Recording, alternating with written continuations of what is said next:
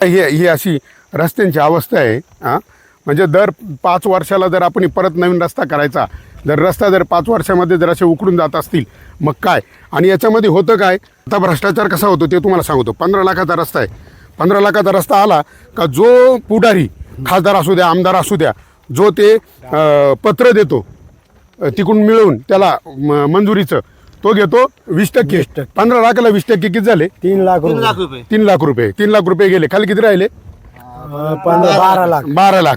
बरं, त्याच्यामध्ये परत जो अधिकारी त्याला ती वर्क ऑर्डर देतो तो घेतो 5%, 75,000. बरं, आणि परत जो ते काम व्यवस्थित झालंय तो पाहणी करतो ना तो घेतो 5%, 75,000. हा. आणि नंतर त्याला जो बिल काढून देतो ना शेवटचं तो घेतो 5%, ते पुन्हा ते 75. परत 75. आणि किती झाले? 5.25 लाख रुपये हे झाले त्या 15 लाखातले. आणि नंतर परत त्याच्यामध्ये त्यांना GST 18% केंद्र सरकारला द्यायचं आहे. GST 2,70,000 म्हणजे 2,70,000 आणि ते 5.25 हे किती झाले? 7 लाख रुपये. मग 15 लाखातले जर 7 लाख रुपये जर असे गेले तर त्याला 8 लाखामध्ये त्या ठेकेदाराला रस्ता करायचा आहे. मग मी माझ्या पुढाऱ्यांना मी नेहमी सांगतो का अरे तुम्ही तुमची टक्केवारी घेऊन बाजूला वाहत्या, तो पुढारी अधिकारी त्यांची टक्केवारी घेऊन बाजूला वाहत्या, मग त्या ठेकेदारावर लक्ष ठेवील कोण? आणि त्यांना तो 15 लाखाचा रस्ता 8 लाखात कसा करायचा? हा मोठा प्रश्न आहे ना. आणि मग तो काय करतो, आणि वरून त्याला 8 लाखातच नाही करायचं, त्याला 15 लाखाची बिलं द्यायची शासनाला. 15 लाखाचे बिलं द्यायला त्याला परत ते खोटे बिलं बनवून देणार आहे, परत ती टक्केवारी. आणि त्या 8 लाखात तो पूर्ण रस्ता नाही करीत, त्याच्यातही त्याला 3-4 लाख रुपये पाहिजे. त्याने एवढी चक्रा मारलाय, तो घेतो त्याच्यात 3-4 लाख रुपये. मग 4 आणि 5 लाखामध्ये रस्ता होईल कसा? जो रस्ता 15 लाखाचा आहे. म्हणजे अख्खा महाराष्ट्रातले देशातले सगळे कामं आणि भ्रष्टाचार असा चालू आहे. म्हणून माझी तुम्हाला सगळ्यांना एक विनंती आहे, कोणताही आमदार, खासदार, कोणता असो, कोणताही उमेदवार तो इथं आला त्याला एकच प्रश्न विचारा, भाऊ तुझं पगारामध्ये भागल? बरोबर ना? पगारामध्ये भागल का? आमदारला 2,64,000 रुपये पगार, खासदारला त्याच्यापेक्षा जास्त असेल.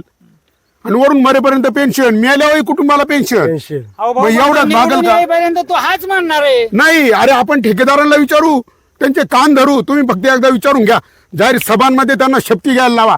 म्हणून आम्हाला आता असाच उमेदवाराला आम्ही मतदान करू जो छाती ठोकून जाहीर भाषणांमध्ये सांगेल मी टक्केवारी घेणार नाही आणि कोणाला टक्केवारी घेऊ देणार नाही. का रे अधिकाऱ्यांनो, लाख 1.5 रुपये पगार ना तुम्हाला, तरी भडव्यानं तुम्हाला रस्त्यांमधलं खायचंय का? संडासांमधलं खायचंय तुम्हाला? लाजा नाही वाटत? अरे त्या वर्षाला तर घाबरा जरा.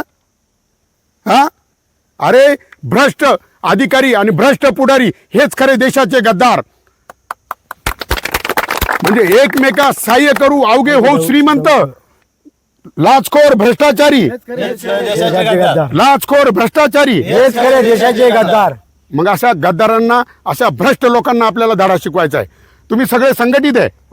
कोणताही पुढारी येऊ द्या, त्याला विचारायचं भाऊ तू टक्केवारी शिवाय काम कर, पगारात तुझं भागलं पाहिजे तरच आम्ही तुला मतदान देऊ. जय जवान, जय किसान, जय जवान, जय किसान. भारत माता की जय, भारत माता की जय. वंदे मातरम, वंदे मातरम. भूमिपुत्र फाउंडेशनचा विजय असो, भूमिपुत्र फाउंडेशनचा विजय असो. चला, धन्यवाद. धन्यवाद.